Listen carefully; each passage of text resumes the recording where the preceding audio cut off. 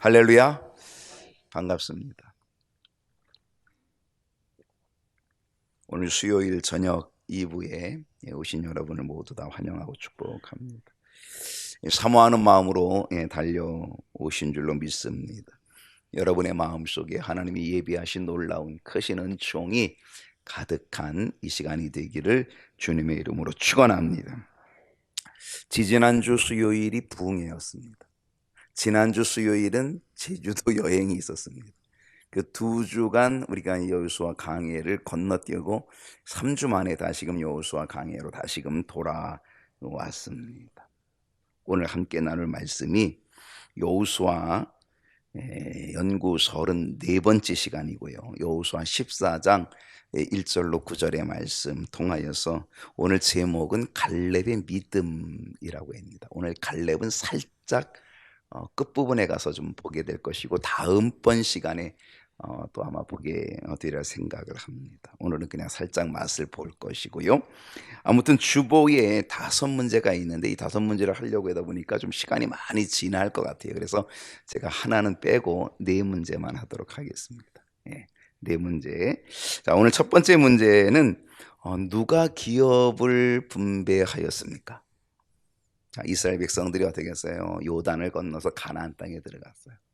가나안에 있는 모든 부족들을 다 점령하죠. 가나안 남부 부족들, 그들이 동맹했던 그들, 하나님이 그들을 다 치리하시죠. 그들이 북쪽에 있는 또 연합군들, 더 많은 연합군들이 있었죠. 그런데 그것도 하나님이 치리하시죠. 하나님이 기적적인 방법도 주시죠. 막 우박을 떨어뜨려서 그들을 쳐서, 그래서 여호수아와 그리고 이스라엘 백성들로 하여금 전쟁이 이기게 하시고 결국은 하나님이 약속한 땅을 차지할 수 있도록 만들어 주시죠.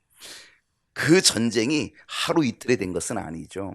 약 한 7년간의 이 정복 전쟁이 벌어지게 되었다는 거예요. 오랜 세월 동안 하게 되었다라고 하는 걸 우리가 보게 됩니다. 아무튼 이제 이렇게 하면서 이스라엘 백성들이 하나님이 약속한 이 가나안 땅을 이제는 정복해 나가고 점령해 나가는데 성공을 하게 됩니다. 자, 정복한다면 어떻게 해야 돼요? 그 땅을 이제 그들이 어떻게 돼요? 분배해야 되는 거죠. 분배. 근데 이것을 누가 분배했느냐? 누가, 오늘 이 첫 번째 문제는 누가, 이게 초점입니다. 자, 1절 한번 볼게요. 자, 다 같이 한번 읽어주실까요? 이것은 시작. 이것은 이스라엘 자손이 가나안 땅에서 받은 기업 곧 제사장 엘르아살과 눈의 아들 여호수아와 이스라엘 자손 지파의 족장들이 분배한 것이라. 이스라엘 자손들에게 가나안 땅을 기업으로 분배할 때 참여한 사람들의 이름이 오늘 1절에 나와요. 누가 나왔어요? 첫 번째는 제사장 엘르아살이 나왔어요. 이 제사장 엘르아살은 누굽니까? 아론의 셋째 아들입니다. 아론이 대제사장이죠. 아론이 1대 대제사장이 되는 거죠. 아론이 되는 거죠. 근데 그 아론 다음에 아론의 3번째 아들이 바로 이 엘리에셀이었다는 것입니다. 첫 번째 아들은 누구였습니까? 나답이었습니다. 두 번째 아들은 아비후였습니다. 그 나답과 아비후는 어떻게 되었느냐? 이 나답과 아비후는 하나님이 원하는 대로 분양하지 않고 하나님이 원하는 대로 제사장의 직분을 감당하지 아니하고 그래서 자기 마음대로 했다가 하나님이 그들을 치셔가지고 그래서 이 2 아들이 죽임을 당합니다. 그리고 나서 3번째 아들 엘르하살이 그 뒤를 이어서 대제사장의 역할을 감당하게 되죠. 그리고 4번째 아들 이다말이 있는데 바로 이 엘르하살과 이다말이 함께 제사장의 역할을 감당하게 됩니다. 민수기 3장 2절을 봅니다. 자, 민수기 3장 2절을 보면은 아론의 아들들의 이름은 이러하니라. 자, 아론의 아들들이 나옵니다. 장자는 누구예요? 나답이에요. 다음은 아비후예요. 그리고 나서 3번째 아들이 엘르아살, 4번째 아들이 이다말, 이렇게 되어 있다는 거예요. 근데 4절로 가서 보게 되면 자, 나답과 아비후, 첫 번째 아들과 두 번째 아들인 나답과 아비후는 시내 광야에서 여호와 앞에 다른 불을 들이다가 하나님이 지정하신 불이 있어요. 하나님이 지정하신 그 불을 사용해서 하나님께 제사를 드리고 그리고 번제를 드리고 예배를 드리고 이렇게 했어야 되는데 그런데 하나님이 지정하신 불이 아니라 자기 마음대로 한 거죠. 다른 불을 들이다가 여호와 앞에서 죽었다는 거예요. 자식이 없었다는 거죠. 그러니까 일찍 죽었다는 거죠. 젊었을 때. 자식이 없이 죽게 되었다는 거예요. 그래서 세 번째 아들이었던 엘르아살, 네 번째 아들 이다말, 그들이 그의 아버지 아론 앞에서 제사장의 직분을 행하게 되었다라고 하는 것입니다. 바로 이 셋째 아들이 엘르아살입니다. 제사장이어도 하나님 앞에서 잘못 직분을 행하면 하나님이 진노하셨고 그리고 죽이기까지 하셨다는 거예요. 우리에게 큰 교훈이 되는 것 아니겠습니까? 제사장이라 하더라도 하나님 앞에서 다른 분을 드리고 자기 하나님의 뜻이 아니라 내 생각대로 하였다가는 하나님이 그를 치셔서 죽게 하시는 일도 일어나게 된다는 거죠. 우리는 하나님 앞에서 직분을 잘 감당해야 된다는 거예요. 내게 주신 직분, 이 직임을 내 마음과 내 생각대로가 아니라 하나님이 기뻐하는 생각대로, 하나님이 기뻐하는 뜻대로 우리가 순종해 나가야 된다는 거예요. 집사님은 집사님의 직분을, 권사님은 권사님의 직분을, 그리고 장로님은 장로님의 직분을, 또 목사는 목사의 직임을 하나님이 기뻐하는 대로 해 나가야 된다는 거예요. 그렇지 않으면 하나님이 어떻게 치신다는 거예요.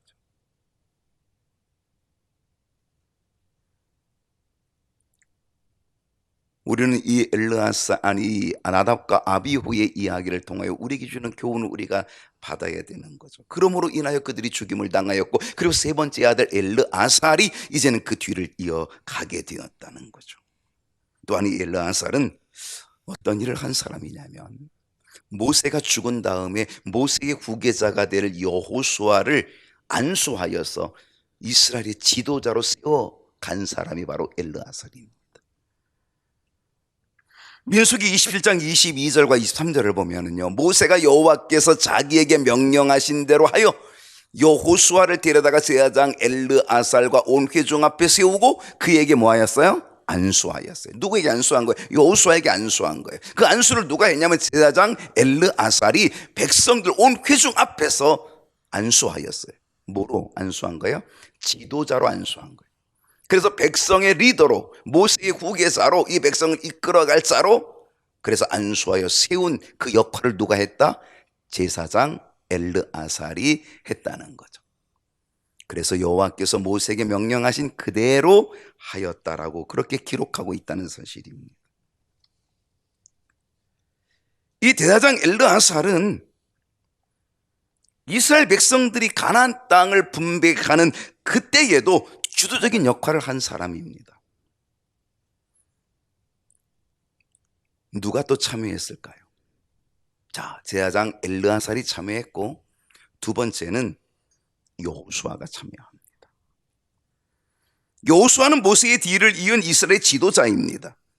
여호수아의 지도력 속에서 이스라엘 백성들은 가나안 땅을 정복하게 되었고, 여호수아는 그 지도력으로 각 지파에게 땅을 분배하여 주는 일을 하게 되었다는 거죠. 자, 1절이 다시 나왔어요. 가나안 땅에서 받은 기업고 제사장 엘르아살과 그 다음에 나오는 사람이 눈의 아들 여호수아였어요. 여호수아는 리더죠. 지도자죠.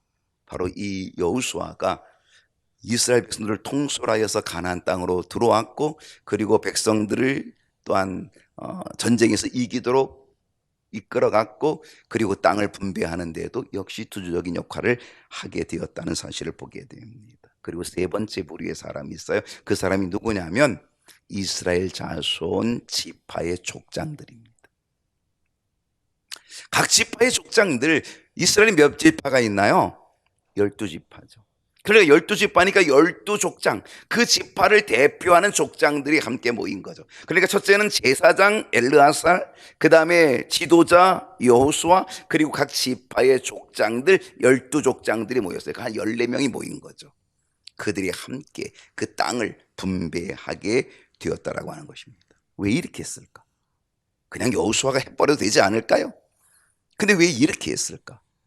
그렇게 한 것은 바로 공정성이라는 거죠. 그렇게 한 것은 바로 형평성이라고 하는 거죠. 주님의 일을 하게 될 때에 우리에게 필요한 것이 바로 이런 부분이라는 거예요. 한 사람의 주도적인 것이 아니라 함께 하는 거죠. 공정성과 형평성이 되어야 된다는 거예요. 그래야 치우침이 되지 않을 수 있다는 거죠. 공정할 수 있다는 거죠. 이것이 하나님의 방법이었고 이것이 하나님의 뜻이었고, 그래서 하나님께서는 이런 방법으로 이스라엘 백성들에게 땅을 분배하도록 그렇게 명하여 주셨다는 사실이에요. 하나님께서 우리에게 일을 주실 때에도 우리는 바로 하나님의 뜻을 따라 공정하게, 그리고 형평성을 가지고, 그리고 하나님의 뜻이 무엇인가를 분별하면서 할 때 하나님이 기뻐하실 줄로 믿습니다. 두 번째 문제입니다. 자, 그렇다면 두 번째 문제는 어떤 방법으로 가나안 땅을 분배하였냐는 거예요. 자, 이 가나안 땅을 분배하는 데 참여한 사람은 엘르아살, 그리고 지도자였던 여호수아, 그리고 족장들이 참여했습니다. 그러면 어떤 방법으로 가나안 땅을 분배하였는지, 자, 2절을 보면 어떤 방법이었는지 나옵니다. 2절 다 같이 한번 읽어볼까요? 시작. 여호와께서 모세에게 명령하신 대로 그들의 기업을 어떻게 했어요? 제비 뽑았다는 거예요. 자, 이 기업을, 땅을 나누는데 어떤 방법으로 했다고요? 제비를 뽑았다는 거예요. 민수기 26장 55절과 56절을 보게 되면요, 오직 그 땅을 제비 뽑아 나누어 그들의 조상 지파의 이름을 따라 얻게 할지니라. 그 다소를 막론하고 그들의 기업을 제비 뽑아 나눌지니라. 하나님의 명령이었습니다. 땅을 어떻게 분배하라? 제비를 뽑으라는 거예요. 다소 이거를 막론하고. 물론 큰 지파는 큰 땅을 주겠지요. 큰 땅을 하나님이 주실 거예요. 제비를 뽑아도 하나님이 그렇게 주실 거예요. 그러니 다소를 막론하고 제비를 뽑으라는 거예요. 이것이 바로 하나님의 방법이었다는 거예요. 제비 뽑기였다는 거죠. 하나님의 방법이었고 하나님의 뜻이 나타나는 방법은 제비 뽑기였다는 거예요. 물론 이건 이스라엘 백성들에게만 있었던 것은 아니에요. 고대에 자기들이 점령한 지역을 제비 뽑기로 나누는 풍습은 다른 나라에도 있었어요. 그런데 그들의 모습 속에는 무엇이 있는 거예요? 그거는 운이 있는 거죠. 운. 그들의 모습에는 운명에 맡기는 제비 뽑기죠. 그러나 여기서 말하는 제비 뽑기는 운에 맡기고 운명에 맡기는 제비 뽑기가 아니라, 이건 뭐예요? 하나님께 맡기는 제비 뽑기예요. 하나님의 뜻이 이 제비 속에 임하여, 그래서 우리에게 아주 공평하게 그리고 정확하게 하나님이 우리를 더 잘 아시니까 하나님이 제비를 뽑게끔 해 주실 거라고 하는 믿음, 그래서 하나님께 모두 맡기는 거죠. 이 제비 뽑기죠. 인간의 운명도 아니고요, 인간의 생각이 아니라 온전히 하나님께 맡기고자 하는 믿음에서 비롯되는 것, 이거예요. 그리고 하나님은 그 믿음을 기대하시기 때문에 제비 뽑기를 명하셨다는 거죠. 그러니까 이 제비 뽑기는 하나님의 뜻이 이루어진다라고 하는 것을 보여주시고자 합니다. 대제사장 엘르아살이 땅을 분배하는 데 주도적인 역할을 감당한 이유도 바로 여기 있다고 저는 생각을 하는 거예요. 대제사장 엘르아살이 왜 땅을 분배하는 데 주도적인 역할을 했을까? 하나님의 뜻으로 받아들이라고 하는 뜻이 거기 들어있다는 거죠. 성경에서 제비 뽑기 하는 모습을 우리는 보게 됩니다.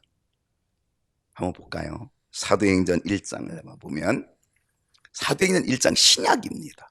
그들이 두 사람을 내세우니 하나는 누구예요? 바사바라고도 하고 별명은 유수도라고 하는 요셉. 한 사람은 요셉이에요. 하나는 누구였어요? 마띠아였어요. 그들이 기도하여 이르되 무사람의 마음을 아시는 주여, 이 두 사람 중에 누가 주님께 택하신 바 되어 봉사와 및 사도의 직무를 대신할 자인지를 보이시옵소서. 유다는 누구? 가룟 유다는 예수님을 팔아먹었고 배반했고, 그리고 스스로 목을 메어서 죽었잖아요. 자살했잖아요. 이 가룟 유다는 이 직무를 버리고, 이 제자의 직무를 버리고 제굿으로 갔나이다 하고 제비 뽑아서 누구를 얻었다고요? 마띠아를 얻으니 그가 11사도의 수에 들어갔다는 거죠. 가룟 유다로 인하여서 어떻게 돼요? 다른 유다의 죽음으로 인하여서 한 석이, 예수님의 사도의 석이 공석이 된 거죠. 이 공석을 누가 메꿀 것이냐라고 했더니 두 사람이 천거가 된 거예요. 두 사람이, 요셉이라는 사람, 마띠아라는 사람, 두 사람이 천거된 거예요.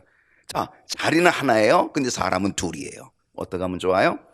기도한 거죠. 하나님, 누가 이 직무를 감당할 사람인지 하나님이 보여주십시오. 알게 해주십시오. 그리고 기도하고. 그래, 이게 중요한 거죠. 기도하고. 아마 12지파가 땅을 분배받을 때도 뭐 했을 것 같아요? 전 기도했을 거라고 생각해요. 거기에 엘르아살 대제사장 엘르아살이 거기에 관여하게 되었던 것은 바로 뭐 하기 위한 거예요? 기도하기 위함이었겠죠. 그리고 하나님의 뜻을 알려주는 거죠. 그러니까 불평이 없는 거죠. 기도하고 뽑은 거니까. 그건 하나님의 뜻이라는 거죠. 그래서 마띠아를 뽑은 거예요. 뽑으니까 마띠아가 뽑혀서 그 마띠아가 12사도 가운데 들어와서 함께 했다는 거죠.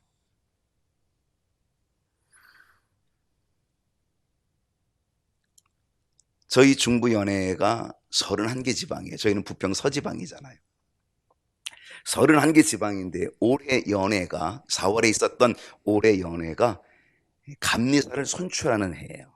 올해가 2년, 감리사의 직임이 2년씩이라 대부분이, 저희 지방은 아직도 1년씩 하고 있는데 근데 2년씩이거든요. 그래서 올해에 감리사를 선출하는 거예요. 근데 31개 지방에서 감리사를 어떻게 하면, 예전에는 선거가 대단히 아주 뭐 엄청난 선거를 했어요. 감리사 선거. 아유, 무섭게 했어요. 그것 때문에 막 지방이 나누어지고 지방이 막 싸우고 막 이런 일들이 굉장히 많았거든요. 근데 참 감사하게도요, 31개 지방에서 지금 29개 지방은 다 박수 쳐서 됐고, 그러니까 한 사람을 세웠다는 거죠. 두 지방만이, 두 사람이 경쟁을 해서 두 지방만이 투표를 했어요. 아마 다음번에는 그 두 지방도 투표 안 하고 그냥 박수 치고 되었으면 얼마나 좋을까, 이런 생각을 하죠. 그런데 박수 쳤던 29개 지방 가운데 한 지방이, 서구에 있는 한 지방에서 이런 일이 있었어요. 거기도 투표를 할 만한 일이 생겨지게 된 거예요. 한 사람, 1번은 A라고 하는 사람은 그 지방에 오래 있었어요. 근데 B라는 사람은 다른 지방에서 그 지방으로 왔어요. 부임해 온 거죠. 근데 교회가 좀 규모가 있는 교회로 왔어요.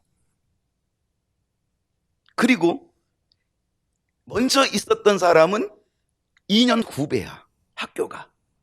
그리고 나중에 온 사람은 교회 규모 사이즈도 클 뿐 아니라 2년 선배야. 그러니까 이 2년 선배인 그 사람이 내가 먼저 감리사를 하겠다, 이렇게 한 거예요. 그러니까 2년 후배인 그분이, 아니다, 우리 지방에서 이미 다 이렇게 하기로도 되어 있었고, 그리고 내가 이번에는 해야 될 차례니 당신은 다음에 해야 된다. 2년 선배라도 당신이 다음에 해야 된다. 이렇게 됐는데 둘이 양보를 안 하는 거예요. 이제 어떻게 돼요? 그럼 뭐 이제 투표를 해야 되잖아요. 그래도 좀 나이가 있는 목사님이 중재를 섰어요. 그래가지고 그러면 1년씩 해라, 1년씩 하자. 그랬더니 1년은 안 하겠다는 거예요. 2년 하겠다는 거예요. 그럼 2년 하겠는데, 그러면 이렇게 하면, 이 투표를 하면 이 지방이 어려워질 거 아니에요. 그러면 어떻게 하면 좋겠냐, 이래가지고 거기서 낸 제안이 뭐냐면, 그럼 제비뽑기 하자. 하나님께 맡기자. 둘 다 하고 싶으니까 하나님의 뜻이 어디 있는지 그럼 제비 뽑자. 근데 이 제비 뽑기를 둘 다 오케이 한 거예요. 그 제비를 딱 뽑았어요. 누가 됐을 것 같아요? 후배가 됐어요. 왜 후배가 됐을까? 저는 그것이 하나님의 뜻이었다는 거죠. 왜 그런 거예요? 그게 순리인 거죠. 비록 선배라고 하지만 지방에 순리가 있고 순서가 있잖아요. 그러니까 지방적인 질서를 하나님은 더 귀하게 여기신 거죠. 그래서 후배가 뽑혔어요. 그 후배가 먼저 감리사를 하게 되는 거죠. 아무튼 어쨌든 이 제비뽑기가 그렇게 투표를 갈 뻔했던 거를 막는 아주 중요한 일이 되었던 거죠. 그리고 이 제비뽑기는 기도하고 또 하나님의 뜻으로 뽑았으니까, 그러니까 그거는 뭐 이제 불평할 수도 없는 거죠. 받아들이는 거죠, 제비뽑기. 이 제비뽑기는 바로 하나님의 뜻에 맡기는 믿음이 있다라고 하는 사실입니다. 감독도 제비뽑기 하면 얼마나 좋을까 저는 그렇게 생각합니다. 사실 몇 년 전에 우리 감독위에서 감독을 제비뽑기로 하는 그 법안을 냈다가 아주 근소한 차로 그게 통과가 안 됐거든요. 저는 그게 통과돼야 된다고 생각합니다. 그래야 감독위에 희망이 있어요. 감독 선거 전에 얼마나 많은 소모전이 펼쳐지는지 모릅니다. 엄청난 돈이 뿌려지고 얼마나 많은 소모전이 일어나는지 모릅니다. 이건 하나님 앞에 죄악이죠. 잘못이죠. 제비뽑기 된다고 생각합니다.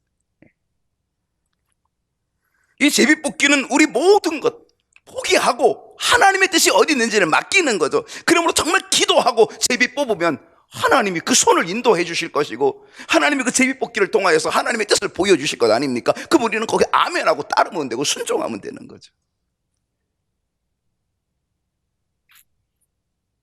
이제 우리는 하나님께 맡기는 것. 여러분 이 제비뽑기를 통해 우리가 깨닫는 것은 뭐냐면 하나님께 모든 걸 맡기는 믿음이에요. 믿음. 전 제비뽑기는 믿음이라고 봐요. 하나님께 맡기는 거죠. 하나님의 뜻대로 맡기는 거죠. 그게 믿음이죠. 세상 사람들은 운이라고 얘기했지만 우리는 믿음이거든요. 자, 세 번째로 가십니다. 세 번째 문제는 요단 서편에서 분배받은 지파의 수는 얼마인가요? 자, 요단 서편에서 분배받은 지파의 수가 얼마인지, 자, 2절을 보겠습니다. 다시금 2절. 여호와께서 모세에게 명령하신 대로 그들의 기업을 제비 뽑아서 9지파와 반지파에게 주었다. 여기서 반지파는 므낫세 반지파죠.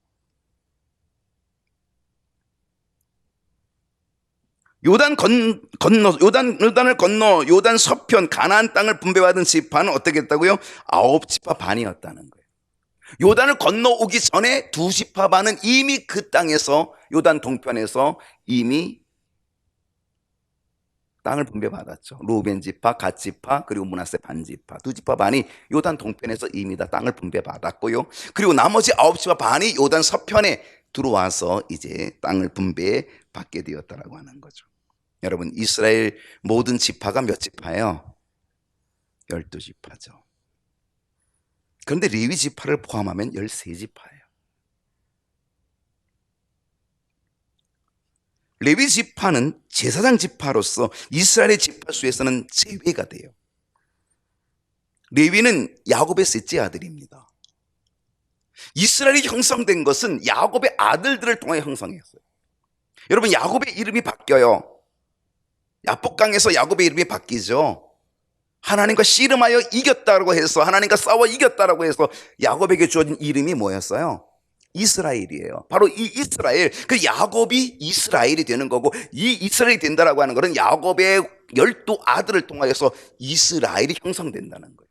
민족이 형성되는 거예요. 그래서 그 12아들이 지파가 돼요. 12지파를 이루게 되는 거죠. 근데 세 번째 아들이 레위거든요. 근데 레위 지파는 빠져요. 왜냐하면 제사장의 지파라고 하는 거죠.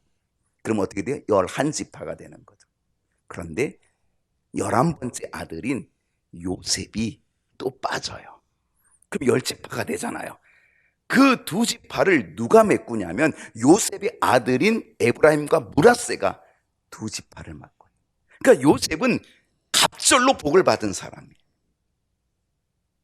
그렇죠? 갑절로 복을 받은 사람. 그래서 요셉은 2지파를 얻게 되는 거죠. 그 12지파를 그래서 만들어내게 되었다라고 하는 것입니다. 자, 근데 여기서 제사장지파로 빠진 레위지파는 땅을 분배받았는가라고 하는 것. 여호수아 14장 3절 하반절을 보게 되면은요, 레위 자손에게는 그들 가운데에 기업을 주지 아니하였다. 기업을 주지 않았다는 거예요. 다만 4절을 보게 되면 이는 요셉의 자손이 므낫세와 에브라임 2지파가 되었다. 자, 아까 얘기했던 이 요셉의 자손 2지파를 형성하게 되죠. 이 땅에서 레위 사람에게는 아무 분깃도 주지 아니하고 다만 거주할 뭘 줘요? 거주할 자리만 줘요. 성읍만 줘요. 그리고 가축과 재산을 위한 목초지만을 준다라고 하는 것입니다. 정리해보면 이렇습니다. 레위 자손은 땅을 기업으로 받지는 못하고 그들이 살아가는 성읍만 받아요. 그 성읍이 어떤 성읍이었냐면은 도피성을 포함하고 도피성 6개와 그리고 48개의 성읍을 받아요. 도피성은 뭐예요? 부지 중에 사람을 죽였다? 그런 자가 빨리 도피성으로 피하면은 죽지 않는다는 거죠. 그리고 대제사장이 죽을 때까지 그 도피성에서 함께 살아가는 거예요. 그리고 대제사장이 죽으면 도피성에서 자유를 얻어서 돌아올 수 있는 것, 그게 도피성이거든요.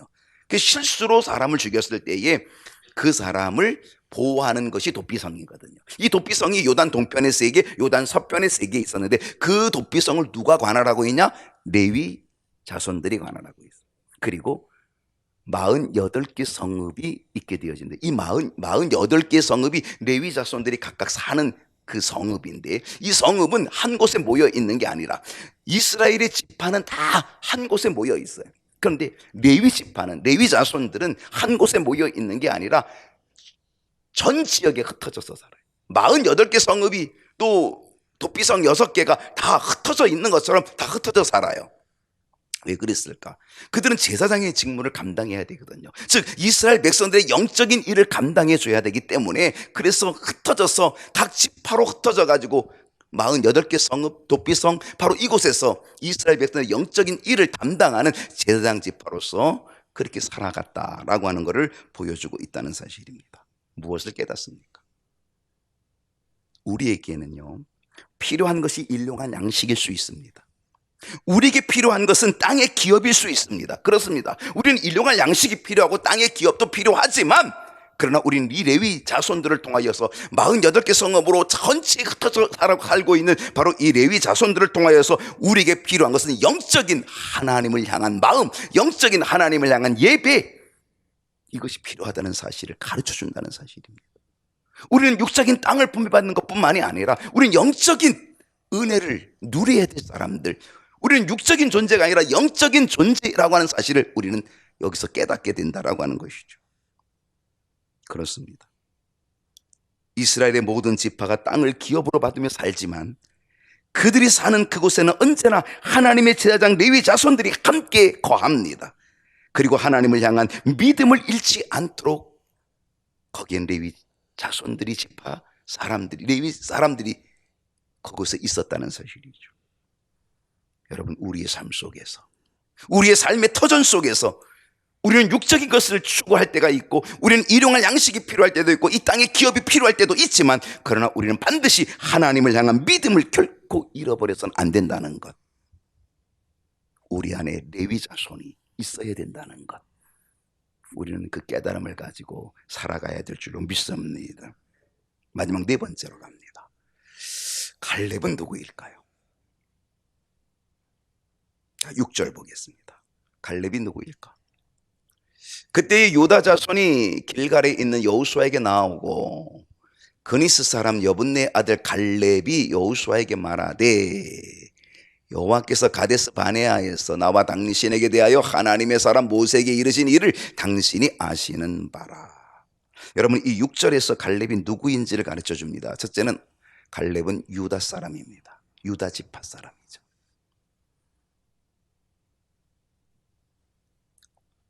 유다는 이 야곱의 4번째 아들입니다. 그리고 이 유다는 4번째 아들이지만 장자의 명분을 가지고 간 아들이 유다입니다. 바로 이 유다가 장자의 명분을 가져서 유다의 혈통에서 누가 와요?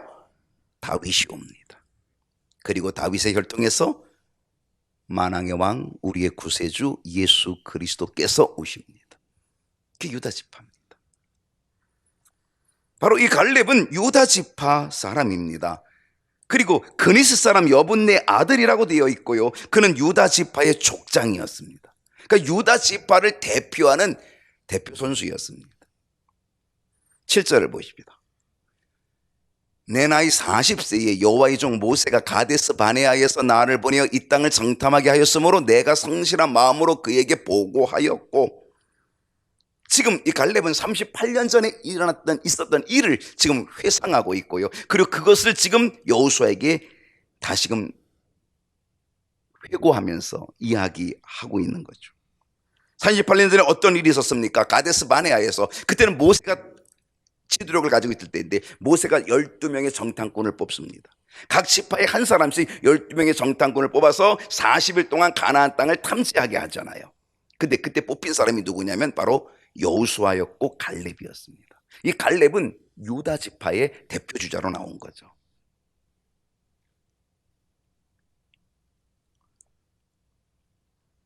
여호수아 더불어서 12명의 정탐꾼이 되어서 40일 동안 정탐하고 나와서, 그리고 어떠겠다고 해요?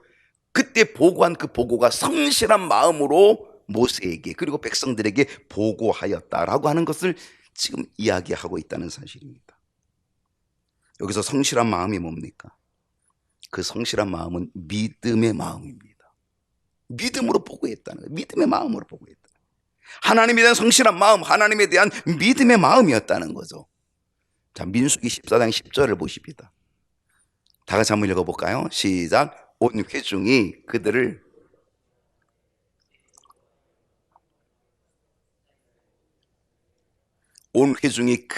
돌로 치려 한다. 여러분, 그들이 누굴까요? 여기서 그 여호수아와 갈렙입니다. 온 회중이, 백성들이 지금 여호수아와 갈렙에게 돌을 던져 죽이려고 합니다. 그때 여호와의 영광이 회막에서 나타납니다. 그리고 이스라엘 모든 자들이 나타나서 결국은 여호수아와 갈렙을 돌로 쳐 죽이려고 하다가 멈칫하고 멈추게 되는 거죠. 그러니까 여호수아와 갈렙은 돌에 맞아 죽을 위기와 상황을 경험합니다. 왜 이렇게 된 거예요? 10명의 정탐꾼들은 뭐라고 보고했습니까? 우리는 그 땅에 못 들어간다. 우리는 메뚜기다. 그들은 너무 크고 너무 강하다. 우리 메뚜기다. 그렇게 얘기하는 거죠. 절망의 보고죠. 그런데 여호수아와 갈렙은 어떻게 보고했습니까? 그들이 강한 건 맞지만 하나님이 더 강하시다.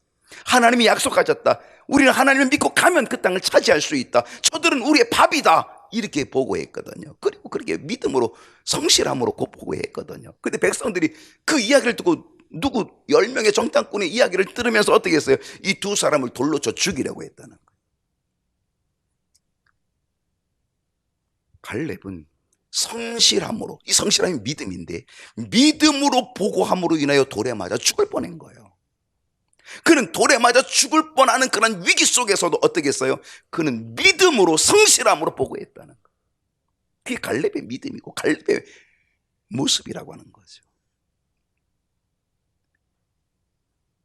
신앙생활 성실하였으면 좋겠습니다. 성실하십시다. 내게 어떤 상황이 있어도 성실하십시다. 사실 내가 신앙생활 성실하지 못하게 할 요소들이 얼마나 많아요. 주변의 환경들이 나를 두렵게 하잖아요. 주변의 환경이 나를 공격하잖아요. 나를 핍박하잖아요. 우리가 정말 성실하게 신앙생활하는 게 이게 얼마나 어려운 세상입니까? 여러분, 이 세상 속에서 우리는 갈렙처럼 우리는 성실함으로 보고해야 되고 성실한 믿음을 가져야 되는 거예요. 갈렙은 돌에 맞아 죽는 상황 속에도 그 성실함을 지키고 하는 거죠. 오늘 여러분, 예수 믿기 참 어려운 세상 속에 살아가고 있지만 우리는 이 어려운 세상 속에서 우리는 뭘 가져야 돼요? 갈렙이 가졌던 이 성실한 마음, 성실한 보고, 성실한 믿음, 오늘 우리가 가지고 가야 될 줄로 믿습니다. 신앙생활 성실하시기 바랍니다. 하나님에 대한 신앙생활 정말 성실하면 하나님이 얼마나 좋아하시겠습니까? 하나님은 우리의 믿음이, 우리의 삶이 정말 성실하기를 하나님은 기대하고 계시다는 거죠. 원하신다는 거죠. 민수기 14장 24절을 보면요, 그러나 내 종 갈렙은, 하나님이 말씀하시는 겁니다. 그러나 내 종 갈렙은 그 마음이 그들과 달라서, 하나님이 여러분을 볼 때 경인교회 아무개는 정말 내가 볼 때에 다른 사람과 달라.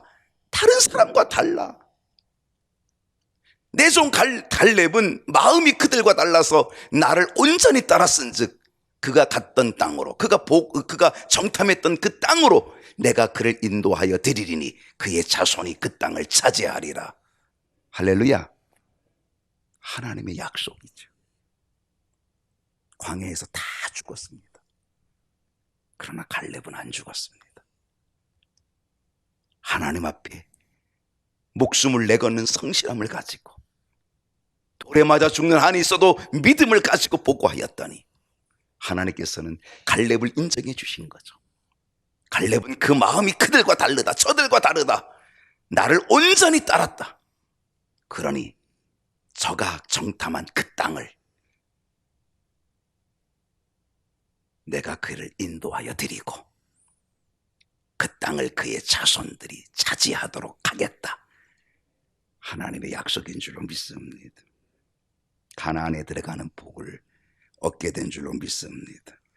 어떤 순간에도 여러분, 이 세상에 지금 믿음의 길을 가는 이 길이 참 험난한 이 상황 속에서라도 우리가 하나님 앞에 성실하게 갈렙처럼 믿음으로 고백하며 나아가면 하나님은 반드시 우리에게 약속을 주십니다. 영적인 가나안에 들어가는 약속, 영원히 그 땅을 차지하는 약속, 우리에게, 저와 여러분에게 반드시 주실 줄로 믿습니다.